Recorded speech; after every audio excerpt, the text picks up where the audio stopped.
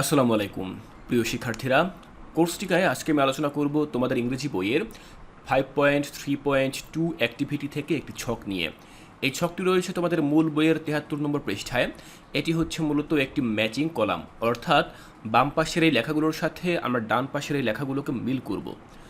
দেখো, প্রথম অংশে বলা রয়েছে কনসেপ্ট অর টার্ম, অর্থাৎ বিভিন্ন ধারণা এখানে দেওয়া রয়েছে।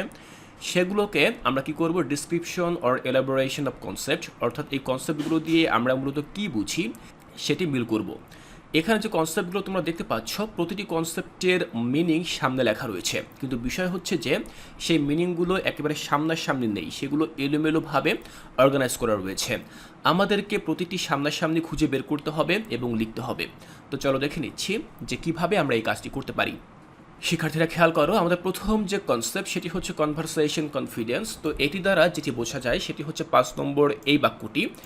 সেখানে লেখা রয়েছে the art of expressing oneself clearly, listening attentively and engaging in productive exchanges.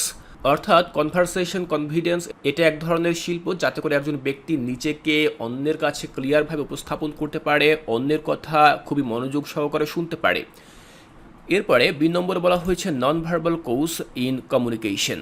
তো এটি দ্বারা কি বোঝায়? এটি দ্বারা মূলত বোঝায় 8 নম্বর এই বাক্যটিকে body language, facial expression, tone of voice, hand gestures etc.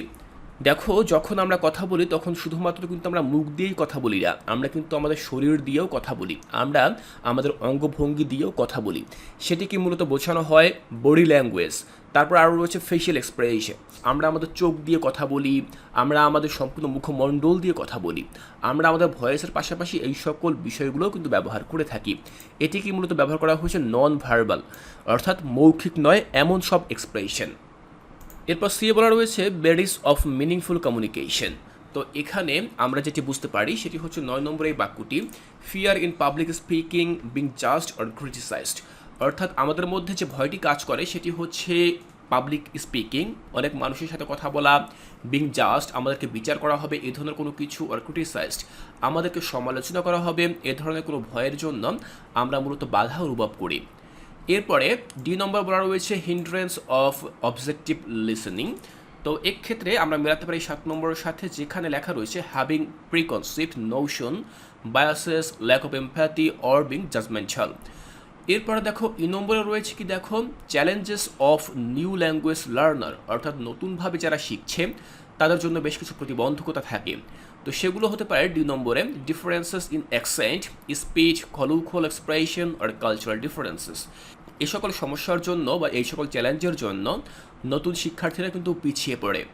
এরপরে দেখো এফ নম্বরে কি বলা রয়েছে, a way to know the problems of the community, অর্থাৎ একটি সম্প্রদায়ের কী সমস্যা সেটি জানার উপায়।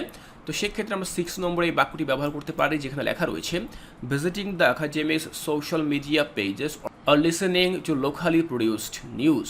আমরা 6 নম্বরে বাক্যটি লিখলাম। এরপর জি নম্বরে বলা হয়েছে অথেন্টিক অডিও ম্যাটেরিয়ালস। এক্ষেত্রে আমরা মিলাতে পারি 1 নম্বরকে, যেখানে লেখা রয়েছে podcast, music, movies, announcements, weather forecast ইত্যাদি। এরপরে এইচ নম্বর রয়েছে কনফিডেন্স বিল্ডিং অ্যাক্টিভিটিস। তো এটার সাথে আমরা মেলাতে পারি 4 নম্বর এই লাইনটিকে। এখানে রয়েছে joining language club, participating in language contest or delivering short presentations in the target language. সবশেষে আই নম্বরে রয়েছে কনক্লুশন, অর্থাৎ উপসংহার। এখানে আমরা যেটির সাথে মেলাতে পারি সেটি হচ্ছে 3 নম্বর এই বাক্যটি টেলস অ্যাবাউট দ্য কি ways to develop conversation confidence. তো শিক্ষার্থীরা তোমরা দেখে নিলে সম্পূর্ণ এই ছকটি কীভাবে আমি একটির সাথে একটি মিলালাম। আমি আশা করছি এখান থেকে তোমাদের বুঝতে আর কোনো অসুবিধা নেই। এর পরবর্তী ক্লাসে আমরা চলে যাব আমাদের মূল বই থেকে পরবর্তী অ্যাক্টিভিটি 5.3.2.1। এই অ্যাক্টিভিটিতে কিছু প্রশ্ন রয়েছে, এই প্রশ্নগুলোর সমাধান তোমরা কিভাবে করবে তা আমি এর পরবর্তী ক্লাসে তোমাদেরকে বুঝিয়ে দেব। তাই শিক্ষার্থীরা এর পরবর্তী ক্লাসটি দেখার আমন্ত্রণ জানিয়ে আজকের এই ক্লাসটি এখানেই শেষ করছি।